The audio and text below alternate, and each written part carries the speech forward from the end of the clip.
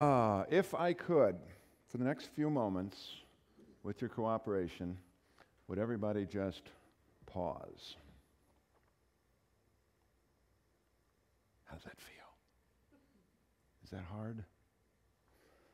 Well, our next speaker, Deadra Stanton, believes your clients, your customers, your audiences will be much more receptive to the message when you encourage them to be in the moment. To grow professionally and personally, we all need to accept the gift of the pause. It's only then we can stop chasing the skinny rabbits. Yes, that's what I said, and I don't know what it means either. But this woman does, and would you please welcome motivational humorist, Deadra Stanton. Thank you. You'll notice I'm a change in the program, so you have to move over a page. I don't look like John. I have much more hair. I'd like to thank you very much for having me here today. It's kind of strange to talk to you, especially how busy you are, and asking you to be in the moment, because I'm the last speaker, and I know what you're thinking. You're wondering, do they have enough donuts left? Is the coffee still there? Where's the water, and how do I get the goodie bags? You know, you guys, I'm a type A. I'll tell you, I got married in 1976, and the best gift I got from my husband was a monogrammed Franklin planner. It was beautiful, and we Franklinized together, and then we had 2 children. And when Sarah, my flawless child, turned 7, she got her own Franklin planner. And we'd sit down, and I'd look at her, and I'd say, "What are your goals and objectives for the week?" And she'd say, "I'd like to get all my spelling words right, make my bed every morning, and do 3 random acts of kindness." Very good. Then God sent us Nathan. And I'd say, "Nathan, what are your goals and objectives for the week?" "Yeah, man, I want to fart." And my husband was never daunted. "What steps do you need to take to achieve your goals?" You guys, my son Nathan, when he was in 8th grade, he almost took me over the edge. I was a planned, organized mother. I wrote out agendas every morning at 20-minute increments so the kids knew what their day was going to be. I was not in the moment. I was running every moment. And I'll tell you, suddenly Nathan hit 8th grade, and I can't even begin because I don't have enough time to tell you what that boy did to me. I remember I had a friend who said, "Oh, Deadra, he just beats to his own drum." Are you kidding? That kid didn't know where the band was practicing. I tell you, he drove me crazy, and it all came to a head. One day, I had it all planned out. I live in Mason City, Iowa, which is right off Highway 35, northern Minnesota. I see some friends here. Good to see you. Oofta ya. And live in northern Minnesota, or excuse me, northern Iowa. I had a speech at Iowa State. It was perfectly planned. I was going to pick up the kids from school. I would drive down the highway. I would drop my daughter Sarah off at Iowa State, because she was trying out for this all-state dance group. We'd seen her dance. Pitiful, pitiful. But nonetheless, but she looked great in the costume. But, couldn't dance.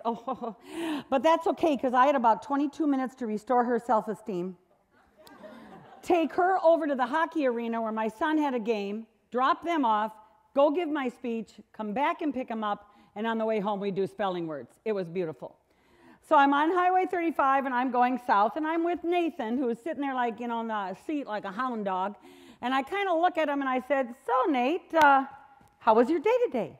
And he's, you know, basically upward inflection. I was kind of impressed. And, you know, and I'd seen, you know, June Cleaver, for those of you who know June. She was my role model. And I was wearing my pearls, so I thought we'd connect.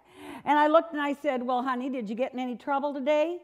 And he went, "All right." And then I asked him a question we ask him every night before he went to bed. "Do you have a probation officer?" Because our goal was to get that boy out of high school without a probation officer, and I'm proud to say we did. I teach at Mason City Senior High School, and they have an in-school probation officer, and he had a daughter that needed to pass English. Don't think barter doesn't work.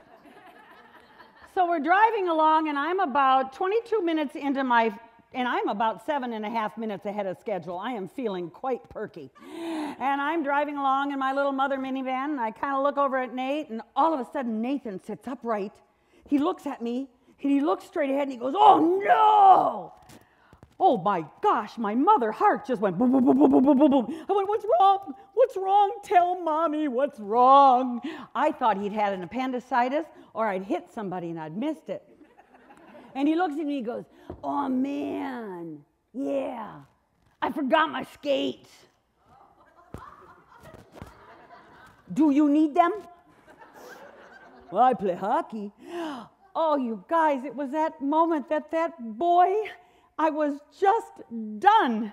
And you know on the freeway where it says, "Don't turn here"? Don't worry, I didn't. I took the ditch and came right up the other side. And I tell you, I'm driving that freeway, and I turned on him with a vengeance. I began to lecture him about his obligation to this family. I created a wind tunnel with this sucker.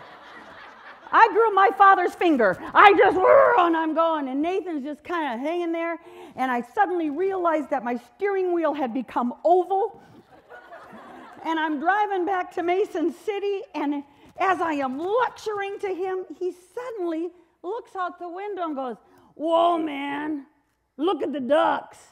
And I'm, "Forget the ducks!" And we get back to Mason City. I don't even think I drove in the driveway. I think I jumped the curb.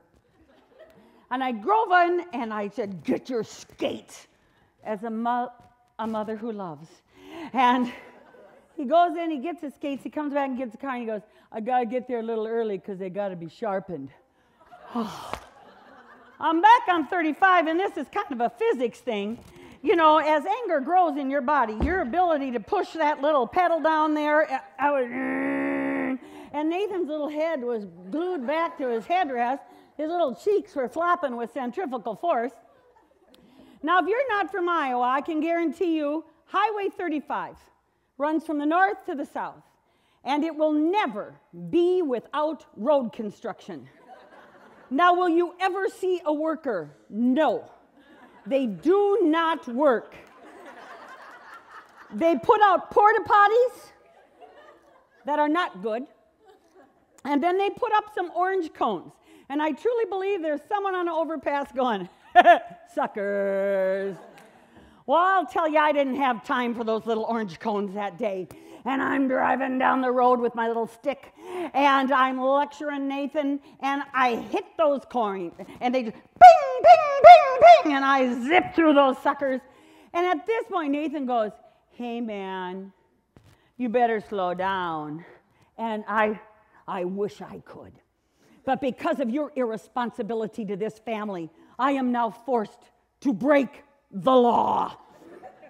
He goes, "No, man, I think you better slow down." The minute he said it, and I looked at him. "Hey, I told you to slow down." I pulled over to the side of the road. I'm shaking. I am so angry. And I'm looking at my schedule. I'm behind. I am everywhere but there. And suddenly an officer came up to the window, and I rolled my window down, and he still had white powder on his face from the jelly donut. And he looked at me and he said, "Well, little lady, I haven't been a little lady since birth." And he said, "Were we speeding?" And I remember, and you know what happens, you guys? When you get going fast and furious, your mouth takes over and your brain doesn't even engage. And I looked at him and I said, "Well, I don't know. Was I keeping you from a donut run?" And even Nathan goes, "Uh-oh." And I'm sitting there, and the minute I said it, I just jelloed.